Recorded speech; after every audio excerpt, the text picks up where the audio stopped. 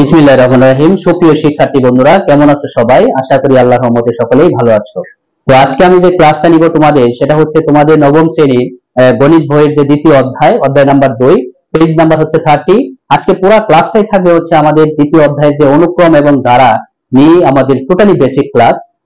যে ক্লাসটাতে আজকে থাকবে মূল পর্বে। আজকে ক্লাসটা যদি তুমি না করো সেই ক্ষেত্রে কিন্তু অনেকটুকু মিস করে ফেলবা, কারণ আজকে ক্লাস না করতে পারলে তুমি পরের যে ম্যাথ গুলা সলভ করবো সেগুলা তুমি বুঝতে পারবে না।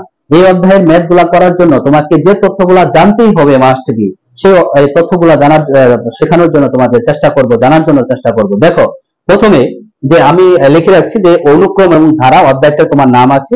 অনুক্রম কাকে বলে সেটা আগে তুমি জেনে নাও। যদি কতগুলো রাশি এমন ভাবে ক্রমান্বয়ে সাজানো থাকে যার পূর্বপদ এবং পরের পদের সম্পর্ক কিভাবে সম্পর্কিত আছে তা জানা যায়। যদি কতগুলো রাশি এমন ভাবে ক্রমান্বয়ে সাজানো থাকে যে পরের পদ এবং পূর্বপদ কিভাবে সম্পর্কযুক্ত সেটা জানা যায়, সেটি হচ্ছে আসলে আমাদেরকে অনুক্রম। আর ধারা বলতে বোঝায় যে সাপোজ যে একটা অনুক্রমের রাশিগুলো যদি আমরা প্লাস চিহ্ন দ্বারা যুক্ত করে প্রকাশ করি সেটা হচ্ছে আমাদের কি ধারা। যদি আমি অনুক্রমের কথা বলি, দেখো অনুক্রমের প্রথমে কথা বললে দেখা যাচ্ছে যে আমাদের অনুক্রম কি বললাম, যদি কতগুলো রাশি এমন ভাবে ক্রমান্বয়ে সাজানো থাকে যা যে রাশির পূর্বপদ এবং পরের পদ কিভাবে সম্পর্কযুক্ত আছে সেটা জানা যায়। যেমন আমাদের যদি আমি একটা লিখি 2, 4, 6, 8, দেখো এটি কিন্তু আমাদের একটা অনুক্রম বলতে পারি। কি কারণে বলতে পারি একটু খেয়াল করলে দেখো, আমাদের এই 2 এবং 4 এর যে ভিতরে যে কি পার্থক্য রয়েছে দেখো তো, প্রত্যেকটা পদ তার পরের পদ যে বাড়ছে সেটা কিন্তু 2 করে বাড়ছে। দেখো 2, 4, 6, 8 মানে 2 করে বাড়ছে প্রত্যেকটা। একটা পদ, একটা অনুক্রমের পদ তার পরের পদটা যে হবে সেটা 2 করে বেড়ে বেড়ে তারপরে হচ্ছে। এটা হচ্ছে আমাদের কি একটা অনুক্রম। তাহলে দেখো আমরা এই -2, 4, 6, 8 এটাকে কিন্তু আমরা অনুক্রম বলতে পারবো না। কি কারণে অনুক্রম বলতে পারবো না? কারণ হচ্ছে এটার কিন্তু কিভাবে সম্পর্কযুক্ত আছে সেটা কিন্তু আমরা এখানে জানি না বা বলা যায় না। কি কারণে? -2, 4, এখানে -2 থেকে 4 মানে এখানে কত বাড়লো দেখো তো। -2 আর 4 এর মধ্যে পার্থক্য, আর 4 এবং 6 এর মধ্যে কিন্তু পার্থক্য সেম না। তার মানে এখানে আমরা কিভাবে বাড়ছে সেটা কিন্তু আমরা বলতে পারছি না। তার মানে এটা হচ্ছে আমাদের কি অনুক্রম হতে পারবে না। তার মানে উপরেরটা হচ্ছে আমাদের অনুক্রম। আর ধারার কথা বললাম, ধারা জিনিসটা কি, যে একটা অনুক্রমের রাশিগুলোর মাঝখানে যদি আমরা প্লাস মানে যোগ চিহ্ন দিয়ে, এই যে যোগ চিহ্ন দিয়ে পরস্পরকে আমরা প্রকাশ করি সেটা হচ্ছে আমাদের একটা ধারা। মনে করো 2, 4, 6 এটা একটা অনুক্রম। এটাকে আমরা যদি ধারা রূপে লিখি সেক্ষেত্রে লিখতে হবে 2 + 4 + 6 + 8 +... তার মানে এখানে আমরা কি এই যে প্লাস চিহ্ন দ্বারা প্রকাশ করলাম একটা অনুক্রমকে, এটাই হয়ে গেল আমাদের কি একটা ধারা। আশা করি তোমরা যে অনুক্রম এবং ধারার মধ্যে যে পার্থক্যটা বা অনুক্রম কি আর ধারা কি সেটা কিন্তু তোমরা বুঝতে পেরেছো। তো অনুক্রম জানার জন্য আমাদের একটা টপিক, একটা বিষয়, একটা তথ্য আমাদের মাথায় রাখতে হবে। সেটা হচ্ছে যে আমাদের পরপদ এবং আমাদের পূর্বপদ এবং পরপদ মানে দুটি পাশাপাশি দুটি সংখ্যা মানে দুটি রাশির পদ যে কিভাবে সম্পর্কযুক্ত আছে সেটা আমরা যদি নির্ণয় করতে পারি সেটি হবে আমাদের অনুক্রম। আর যদি আমাদের অনুক্রমগুলো সেভাবে খুঁজে না পেতে পারি সেক্ষেত্রে আমরা বুঝতে পারবো না। আশা করি তোমরা বুঝতে পেরেছো। আশা করি তোমরা অনুক্রম এবং ধারাটা বিষয়টা ভালোভাবে বুঝতে পেরেছো। তো এখন আমাদের অনুক্রমের প্রকারভেদ আছে। দেখো অনুক্রমের ধারার প্রকারভেদ আছে। তো অনুক্রমের আমরা প্রকারভেদের ভিতরে দেখো, আমরা যদি একটু দেখি প্রকার ভিতরে কি আছে দেখো তো, যে অনুক্রম হচ্ছে প্রধানত দুই প্রকার, একটা সসীম আর একটা হচ্ছে অসীম। তো সসীম এবং অসীম অনুক্রম কাকে বলে? যে সসীম অনুক্রম সেটাই যে অনুক্রমের পদগুলো নির্দিষ্ট মানে গণনা করে শেষ করা যায়। যেমন এরকম যে 2, 4, 6, 8 এখানে বলতো রাশি এই অনুক্রমের পদ কয়টা আছে?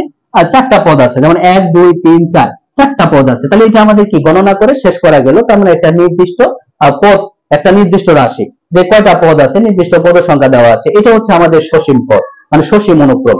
আর অসীম কোনটা? যে যে অনুক্রমের আমার রাশির পদগুলো সুনির্দিষ্ট নয় মানে গণনা করে শেষ করা যায় না। যেমন এরকম লিখি 2, 4, 6, 8, ... এটা হচ্ছে দেখো আমাদের কি বুঝতে পারতেছো, এটা হচ্ছে আমাদের কি অসীম পর্যন্ত মানে 21 পর্যন্ত মান আছে। এখানে কয়টা পদ আছে, কয়টা রাশির মান আছে সেটা কিন্তু আমরা এখানে দেখতে পাচ্ছি না, মানে বলতে পারতেছি না বা ধারণা করতে পারতেছি না, কারণ অসীম পর্যন্ত মান আছে। এটা হচ্ছে আমাদের কি অসীম অনুক্রম। আশা করি তোমরা সসীম এবং অসীম অনুক্রম তোমরা বুঝতে পেরেছো। যে এখানে যে অনুক্রমের যে আমাদের পদগুলো নির্দিষ্ট থাকবে গণনা করে শেষ করতে পারবো সেটা হচ্ছে সসীম, আর যেটার যে অনুক্রমের পদগুলো আমরা গণনা করে শেষ করতে পারবো না সেটা হচ্ছে আমাদের অসীম। তো দেখো এই সসীম অনুক্রম আবার দুই প্রকার। দেখো কি কি, একটা হচ্ছে সমান্তর আর একটা হচ্ছে কি গুণোত্তর। তো সমান্তর কোনটা, গুণোত্তর কোনটা? তো সমান্তর হচ্ছে যে একটা অনুক্রমের যে পার্থক্য যদি পার্থক্য মানে একটা অনুক্রমের অন্তর যদি থাকে, মানে দুইটি পাশাপাশি দুটি সংখ্যার পার্থক্য যদি সেম হয় মানে একই হয় তাহলে হচ্ছে সমান্তর অনুক্রম। দেখো এখানে কি বলছে যে 2 4 6 8 আর 3। দেখো তো এটার যে পার্থক্যটা আছে 2 এবং 4 এর পার্থক্য হচ্ছে 2, 6 থেকে 4 বাদ দিলে 2 এবং 8 থেকে 6 বাদ দিলে 2, 10 থেকে যদি 8 বাদ দাও তাও 2। তাহলে দেখতে পারতেছো যে এই সমান্তর অনুক্রমের যে আমাদের যে দুটি রাশি যে একটা দুইটি অনুক্রমের যে পার্থক্যটা সেটা কিন্তু সমান, মানে যে কোনো দুটি রাশির যে দুটি পদের পার্থক্য কি সবসময় সমান এবং সাধারণ অন্তর বিদ্যমান থাকে, সেটা হচ্ছে আমাদের সমান্তর। এবং গুণোত্তরের কথা যদি বলি তাহলে বলতে হবে যে অনুক্রমের মধ্যে একটা সাধারণ অনুপাত থাকে। অনুপাত বলতে যে একাধিক মানে দুইটা পদের অনুপাত কি হবে, সমান হবে। যেমন এরকম যদি থাকতো যে এরকম আমি লিখি যে 2 4 8 16 তারপর হচ্ছে 32, মনে করো এটার কিন্তু অনুপাত, তার মানে বলছে 4 কে 2 দিয়ে ভাগ করলে হবে 2, 8 কে 4 দিয়ে ভাগ করলে হবে 2, 16 কে 8 দিয়ে ভাগ করলে হবে 16 কে 8 দিয়ে ভাগ করলে হবে 2 এবং 32 কে 16 দিয়ে ভাগ করলে হবে 2। এখানে দেখতে পাচ্ছো যে ভাগ করলে কিভাবে 2 হয়। যেমন 4 কে যদি আমরা 2 দিয়ে ভাগ করি তাহলে ফলাফল 2 আসবে, এবং এই 32 কে 16 দিয়ে ভাগ করি তাহলে কত আসবে, এই 2 আসবে। তাহলে দেখতে পাচ্ছো যে এদের এই যে অনুপাতে অনুক্রমের অনুপাতের অনুপাত কি হচ্ছে, সমান হচ্ছে, পাশাপাশি দুটি সংখ্যার অনুপাত কি পাচ্ছি আমরা, সমান পাচ্ছি। তাহলে এটা আমরা বলতে পারবো হচ্ছে এটা কি গুণোত্তর অনুক্রম। তাহলে আমাদের ধারার ক্ষেত্রেও সেম হবে, যে ধারা ক্ষেত্রে বলতে পারি যে দুটি পদের যদি পার্থক্য যদি সমান হয় তাহলে আমি বলতে পারি এটা হচ্ছে কি আমাদের সমান্তর ধারা, এবং যদি দুটি পদের অনুপাত যদি সমান হয় তাহলে আমরা বলতে পারি সেটার গুণোত্তর ধারা। তো মনে করো যে আমরা একটা অনুক্রম 2 4 6 8 10 তারপরে ডট ডট। তো এখানে আমাদের যে বিষয়টা জানতে হবে, দেখো আমাদের একটা অনুক্রমের প্রথম যে পদ সেটাকে বলতে হয় a1 দ্বারা প্রকাশ করা হয়, এবং দ্বিতীয় পদ a2 দ্বারা প্রকাশ করা হয়, তৃতীয় পদ a3 এবং চতুর্থ পদ হচ্ছে আমাদের a4। এইভাবে ডট ডট ডট n তম পদ আমরা লিখতে পারি an। তো বুঝতে পারতেছো যে এখানে আমাদের অনুক্রমের প্রথম পদকে a1 এবং দ্বিতীয় পদকে a2, তৃতীয় পদকে a3 এবং চতুর্থ পদকে a4, এবং n তম যদি পদ হয় সেক্ষেত্রে আমরা an লিখি, তার মানে এখানে কি n তম পদ বিদ্যমান আছে। তো এখান থেকে আমাদের যে সূত্রগুলো আমাদের দরকার, দেখো অনুক্রমের প্রকারভেদ আমাদের জানা হয়ে গেল। তো এখান থেকে প্রয়োজনীয় যে সূত্রগুলি আমাদের যে এই অধ্যায়ে যখন ম্যাথ করব, যে ম্যাথের জন্য যে সূত্রগুলো দরকার সেই সূত্রগুলো আমাদের জানতে হবে। দেখো আমি সূত্রগুলো সরাসরি লিখে দিব, এবং দেখো আমাদের কিন্তু অনুক্রমের পাশাপাশি আমাদের ধারাটাও জানতে হবে। তো ধারা হচ্ছে দেখো অনুক্রম যেহেতু যেভাবে আমাদের সমান্তর অনুক্রম এবং গুণোত্তর অনুক্রম আছে, ঠিক সেম ভাবে আমাদের সমান্তর ধারা এবং গুণোত্তর ধারাও আছে। তো সমান্তর ধারা গুণোত্তর ধারা কিন্তু আমি তোমাদের বুঝালাম যে সমান্তর ধারা হচ্ছে যে দুটি রাশির পদগুলোর পার্থক্য যদি সেম হয়, অন্তর যদি সেম হয় তাহলে হচ্ছে সমান্তর ধারা, এবং দুটি রাশির পদের যে যদি অনুপাত সেম হয় তাহলে সেটা হবে গুণোত্তর ধারা। তো সমান্তর এবং গুণোত্তর ধারার কিছু সূত্র আমাদের জানতেই হবে এই অধ্যায় ম্যাথ করার জন্য, সেগুলো আমি তোমাদের লিখে দিচ্ছি। দেখো তো আমি এখানে লিখবো, দেখো যে সমান্তর ধারার ক্ষেত্রে সমান্তর ধারার ক্ষেত্রে তো ধারার প্রথম পদ, দেখো ধারার প্রথম পদ কে প্রকাশ করে হচ্ছে এ ধারা। কি দ্বারা প্রকাশ করে, এ ধারা প্রকাশ করে। এরপরে ধারার সাধারণ অন্তর, দেখো ধারার সাধারণ অন্তর সমান হচ্ছে ডি। তো এই ডি এর মানটা কিভাবে বের করব, এই ডি এর মানটা বের করব হচ্ছে এইভাবে, আমরা সাইড নোট দিব। দেখো যে কোনো পদ বিয়োগ হচ্ছে তার পূর্বপদ বুঝতে পারছো? তাই কি বললাম যে কোনো পদ বিয়োগ হচ্ছে তার পূর্বপদ। মনে করো যে আমাদের এটা একটা ধারা 2 + 4 + 6 + 8 প্লাস ডট ডট, এটা অসীম সমান্তর ধারা। এই ধারার প্রথম পদ যদি আমি লিখি সেক্ষেত্রে লিখতে হবে 2, কারণ প্রথম পদ হচ্ছে 2। এই যে আমরা প্রথম ধারার প্রথম পদ a সমান আমরা কি লিখতে পারি 2 লিখতে পারি। এবং ধারার সাধারণ অন্তর, যদি এই ধারার সাধারণ অন্তর বের করতে যাই তাহলে আমাদের d এর মান কিভাবে বের করব? দেখো যে কোনো পদ বিয়োগ হচ্ছে তার পূর্ব পদ, তার মানে আমরা যে কোনো পদ 4 নিলাম, তাহলে বিয়োগ হবে তার আগের পদ মানে পূর্ব পদ, মানে 2 ইকুয়াল টু কত বের হবে? 2 বের হবে। তাহলে বুঝতে পারছো সাধারণ অন্তর তুমি একটা সমান্তর ধারার ক্ষেত্রে যে সাধারণ অন্তর তুমি বের করবা সেক্ষেত্রে তুমি কিভাবে বের করবা। মনে করো তুমি এই দ্বিতীয় পদ থেকে প্রথম পদ বিয়োগ করবা না, তুমি যে কোনো পদ নিবা 8, আচ্ছা নাও সমস্যা নেই। তাহলে যে কোনো পদ 8 নিলা, তাহলে বিয়োগ হবে তার পূর্ব পদ, তার মানে কত 6, তাহলে 6, তাহলে 8 থেকে 6 বাদ দিলে কত থাকবে 2। দেখো যেভাবেই তুমি নাও না কেন আমাদের এই d এর অন্তর কিন্তু আমাদের কি হচ্ছে? সমান হচ্ছে। তাহলে এখান থেকে আমাদের d এর মান কিভাবে বের করব সেটা কিন্তু তোমরা বুঝতে পেরেছো। তো ধারার সাধারণ অন্তর যদি হয় আমরা জানি ধারার যে n তম পদ সূত্র, ধারার n তম পদ সমান হচ্ছে a plus n minus 1 into d। এটা তোমরা মনে রাখবা। দেখো ধারার n তম পদ equal a plus n minus 1 into d, এটা হচ্ছে আমাদের তম পদের সূত্র। তো সমষ্টির সূত্র যদি কথা বলো তাহলে দেখো এখানে আরেকটা বিষয়, দেখো আমাদের এখান থেকে যদি n তম পদ যদি এই সূত্রটা হয় তাহলে আমাদের এটা একটু মুছিয়ে দিই। দেখো তাহলে আমাদের যে সমান্তর ধারার যে একটা সাধারণ পদ পাচ্ছি সেটা দেখো কি হচ্ছে। দেখো তো আমাদের জানি যে n এর মান যদি 1 হয় সেক্ষেত্রে কি হবে? দেখো n এর মান যদি 1 হয় তাহলে a প্লাস n এর মান 1 মাইনাস 1 ইনটু হবে কত d। তাহলে a প্লাস 1 থেকে 1 বাদ দিলে কত? 0। তাহলে 0 গুণন d, তাহলে a প্লাস, তাহলে 0 আর d গুণ করলে 0 ইকুয়াল টু হচ্ছে a। তার মানে ধারার প্রথম যে পদটা পাচ্ছ সেটা তুমি কি পাচ্ছ? a পাচ্ছ। আচ্ছা n এর মান যদি 1 হয় সেক্ষেত্রে, যদি n এর মান 2 হয় সেক্ষেত্রে আমি কি পাচ্ছি? দেখো যে a প্লাস n এর জায়গায় বসাবো 2 minus 1 into d equal a plus 2 থেকে 1 বাদ দিলে 1 into d equal a plus 1 থেকে d 1 আর d গুণ করলে d। তাহলে আমাদের দ্বিতীয় যে পদটা পাচ্ছ সেটা হচ্ছে কি আমাদের a প্লাস d। এরপর যদি আমরা তৃতীয় পদ বের করি যে n এর মান যদি 3 হয় সেক্ষেত্রে দেখো a plus n minus 1 into d, তাহলে a প্লাস n এর মান যদি আমরা 3 বসাই 3 minus 1 into d equal a plus 3 থেকে 1 বাদ দিলে 2 ইনটু হবে কত d। তাহলে আমরা তৃতীয় পদ পাইলাম কত? এত। তারপরে দেখো n এর মান যদি আমাদের 4 হয় সেক্ষেত্রে কি হচ্ছে? দেখো a প্লাস a n এর জায়গায় বসাবো 4 মাইনাস 1 ইনটু d ইকুয়াল, তাহলে কি হচ্ছে a প্লাস 4 থেকে 1 বাদ দিলে 3 ইনটু আর d হচ্ছে 3d। তার মানে এখান থেকে দেখতে পাচ্ছেছো যে আমাদের a প্লাস এই 2d 3d d, তখন একটা করে d বেড়ে যাবে। তার মানে আমাদের যে বীজগণিতিক রূপ, যেটা আমাদের যে ধারার বীজগণিতিক যে রূপটা লিখতে পারি সমান্তর ধারার ক্ষেত্রে, সেটা হচ্ছে আমরা কিন্তু এইভাবে লিখতে পারি। দেখো প্রথম পদ হচ্ছে a, এরপরে কি a প্লাস d, এরপরে লিখতে পারি যে a প্লাস হচ্ছে কত? এই যে 2d, তারপরে হচ্ছে প্লাস a প্লাস হচ্ছে 3d, এরপরে প্লাস ডট ডট ডট, তো সবকটা লাস্ট একটা dot dot a plus n minus 1 into d। এটি কিন্তু আমাদের কি একটা সমান্তর ধারার গঠনের বীজগণিতিক রূপ। তো এখানে দেখতে পারলাম। এরপরে দেখো আমরা যদি ধারার সমষ্টির কথা বলি তাহলে সমষ্টির যদি সূত্র লিখি তাহলে লিখবো ধারার n তম পদের সমষ্টি। দেখো ধারার n তম পদের সমষ্টি,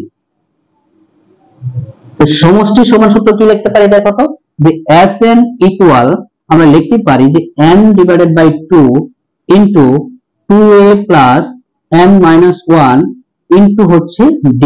এটা হচ্ছে আমাদের সমান্তর ধারার ক্ষেত্রে কি সমষ্টি নির্ণয়ের সূত্র। দেখো ধারার n তম পদের সমষ্টি সমান Sn ইকুয়াল লিখতে পারি n by 2 2a plus n minus 1 into d। আমাদের যদি বলে যে 10টি পদের সমষ্টি কত, 50টি পদ 50তম পদের সমষ্টি কত, তাহলে আমাদের এই সূত্র বসে আমাদের সমষ্টি ফলাফলটা বের করতে হবে সমান্তর ধারার ক্ষেত্রে। তো আশা করি যে সমান্তর ধারা নিয়ে তোমাদের কোনো প্রবলেম হওয়ার কথা না। এই সমান্তর ধারা নিয়ে যখন আমরা এই সূত্রগুলো বসিয়ে যখন ম্যাথ করব আশা করি তোমরা সকলেই বুঝতে পারবা। এরপরে হচ্ছে দেখো আমাদের যদি গুণোত্তর ধারার ক্ষেত্রে চিন্তা ভাবনা করি তাহলে কি হয়। দেখো আমি একটু মুছিয়ে দিলাম। তো দেখো গুণোত্তর ধারার ক্ষেত্রে যদি চিন্তা ভাবনা করি তাহলে আমরা জানি গুণোত্তর ধারার ক্ষেত্রে আমাদের এখানে যে কাজটা করতে হবে, গুণোত্তর ধারার ক্ষেত্রে কিন্তু সাধারণ অনুপাত সেম হবে। সেক্ষেত্রে আমরা এখানে লিখবো দেখো যে গুণোত্তর ধারার ক্ষেত্রে, গুণোত্তর ধারার ক্ষেত্রে কি হয় দেখো তো ধারার প্রথম পদকে আমরা কি দ্বারা প্রকাশ করি? এই ধারা প্রকাশ করি। ধারার প্রথম পদ সমান সমান কত? a। তাহলে ধারার সাধারণ অনুপাত, দেখো সমান্তর ধারার ক্ষেত্রে কিন্তু ছিল সাধারণ অন্তর, আর এখানে হবে কি সাধারণ অনুপাত। তাহলে সাধারণ অনুপাত সমান সমান হচ্ছে আর। তাহলে আর এর মানটা কিভাবে বের করব? এই আর এর মান বের করব এইভাবে, দেখো যে কোনো পদ ভাগ হচ্ছে তার পূর্বপদ, ঠিক আছে, যে কোনো পদ ভাগ হচ্ছে তার পূর্বপদ। মনে করো আমাদের এটা একটা ধারা দেওয়া আছে 2 প্লাস 4 প্লাস 8 প্লাস 16 প্লাস হচ্ছে 32 প্লাস ডট ডট ডট, এটা একটা ধারা দেওয়া আছে। এই ধারার প্রথম পদ এই সমান আমরা 2 লিখতে পারি। তাহলে সাধারণ অনুপাত আর সমান কত লিখবো? তো আর সমান লিখবো, দেখো আমরা যে কোনো পদ নিব 4, ভাগ করবো হচ্ছে কত, এই যে তার পূর্বপদ। যে কোনো পদ 4 নিলে ভাগ করতে হবে তার পূর্বপদ, তার মানে 4 দিয়ে ভাগ করতে হবে 2 কে, ভাগ করলে কত হবে 2 হবে। এরপরে দেখো এটা R1, যদি আমরা এটা R2 বের করি সেক্ষেত্রে কি হবে, দেখো 8 থেকে ভাগ করতে হবে কত দ্বারা, 4 দ্বারা। তাহলে 8 কে 4 দ্বারা ভাগ করলে কত হবে 2, এবং 16 কে ভাগ করব কত, 8 দ্বারা। তাহলে কত হবে 16 ডিভাইডেড বাই 8 ইকুয়াল টু 2। দেখো তাহলে আর এর মানটা তোমরা একটা ধারা থেকে আর এর মান কিভাবে বের করতে হয় সেটা কিন্তু তোমরা বের করতে পারবে আশা করি। তাহলে এই সাধারণ এই একটা ধারার সাধারণ অনুপাত আমরা পেলাম। তাহলে এই গুণোত্তর ধারার যে n তম পদ আছে, ধারার n তম পদ, সেটা সমান আমরা লিখতে পারি যে ar to the power n minus 1। দেখতে পাচ্ছো ধারার n তম পদ হচ্ছে ar to the power n minus 1। তো এখানে আমরা যদি গুণোত্তর ধারা যদি বীজগণিতিক রূপ, একটা ধারা গঠনের যে একটা রূপ আছে সেটা যদি বের করি তাহলে কি হবে দেখো। তো n এর মান যদি প্রথমে 1 হয় সেক্ষেত্রে কি হয় দেখো, n এর মান যদি 1 বসাই, দেখো n এর মান 1 হলে ar to the power n minus 1 equal ar, n এর জায়গায় বসাবো কত, দেখো আমি n এর জায়গায় 1 বসাবো, তাহলে n এর জায়গায় বসাবো 1 মাইনাস 1 ইকুয়াল কি হচ্ছে দেখো এই ar 1 থেকে 1 দিলে 0। তোমরা জানো যে সূচকীয় নিয়মে যে পৃথিবীর যে কোনো মানের উপর পাওয়ার যদি 0 হয় তার মান হচ্ছে 1, তার মানে এই r এর উপরে 0 আছে তার মানে কি 1। তাহলে আমরা ar এবং 1 গুণ করলে হবে a। তারপর যদি আমরা n এর মান 2 বসাই তাহলে কি হয় দেখো, ar to the power n এর জায়গায় বসাবো 2 মাইনাস 1, তাহলে কি হচ্ছে দেখো ar 2 থেকে 1 বাদ দিলে থাকবে 1। তাহলে এখানে আর এর পাওয়ার 1 মানে কি 1 এ হয়, তাহলে আমরা এখানে কি বসিয়ে দেবো ar। তার মানে বুঝতে পারলাম যে ar টু দি পাওয়ার 1 মানে ar লিখতে পারি আমরা। তাহলে প্রথম পদ পাইলা কি a এবং দ্বিতীয় পদ পাইলা ar। তাহলে আমরা যদি তৃতীয় পদ কথা বলি, দেখো তৃতীয় পদে তাহলে ar এখানে n এর জায়গায় হবে কত 3 মাইনাস 1, তাহলে কি হচ্ছে a আর 3 থেকে 1 বাদ দিলে কত 2, তখন আমরা তৃতীয় পদ পাচ্ছি এরকম। তাহলে আমাদের কিন্তু এইভাবে কি নির্ণয় করতে থাকলে আমাদের এই আর এর মানটা বাড়তেই থাকবে, তার মানে আমাদের ধারা হতেই থাকবে। সেক্ষেত্রে আমরা যদি n তম পদের যদি এই n এর মান যদি n ই বসাই সেক্ষেত্রে কি হচ্ছে, তাহলে ar n minus 1 equal to আমরা ar n মাইনাস 1 ই লিখতে পারি। সেক্ষেত্রে কিন্তু আমাদের ধারার যে সাধারণ পদ সেটা কিন্তু ar to the power n minus 1।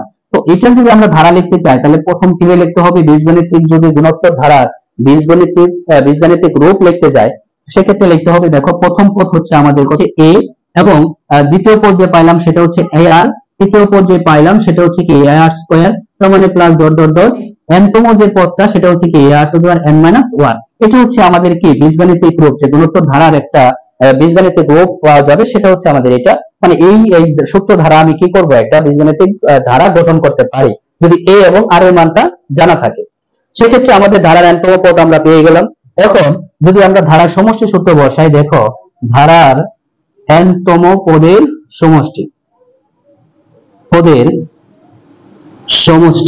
যদি সূত্র বসাই, দেখো Sn ইকুয়াল, এখানে দেখো Sn ইকুয়াল আমরা ধারার সমষ্টি সূত্র আমরা গুণোত্তর ধারার ক্ষেত্রে ধারার সমষ্টি সূত্র হচ্ছে দুইটা, যদি r এর মানটা 1 এর চাইতে ছোট হয় আর একটা 1 এর চাইতে বড় হয়।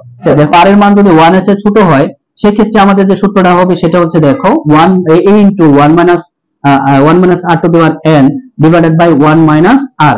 এটা কখন, যখন এই r এর মানটা 1 এর চাইতে কি হবে ছোট হবে।